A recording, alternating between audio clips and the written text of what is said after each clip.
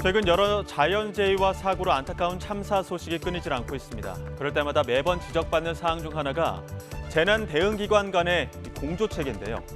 과거에는 기관별로 서로 다른 통신망을 사용했기 때문에 같은 재난 현장에 출동해도 기관별 소통이 원활하지 않아 공동 대응이 어려웠습니다.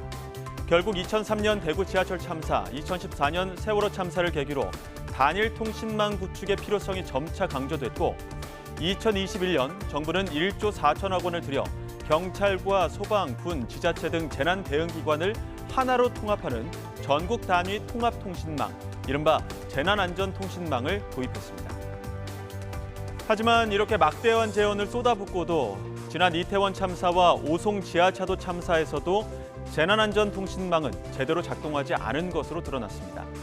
사실상 기관별 내부 무전기로 전락했다는 말까지 나오는데요.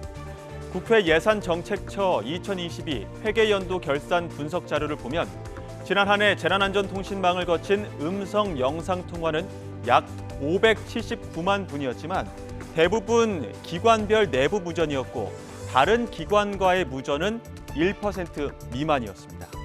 정부는 이미 이태원 참사 당시 재난안전통신망이 제대로 작동되지 않았다는 것을 인정하고 이후 지자체와 경찰, 소방과 함께 재난안전통신망 활용 합동훈련을 실시했는데요. 하지만 이번 오송 지하차도 참사에서도 재난안전통신망을 활용한 공조는 제대로 이루어지지 않았습니다. 오송 지하차도 참사 사고가 발생한 지난 7월 15일 최초 접수된 119 신고는 오전 7시 51분이었지만 재난안전통신망에서 공통통화가 이뤄진 건 55분 뒤인 8시 46분이었습니다.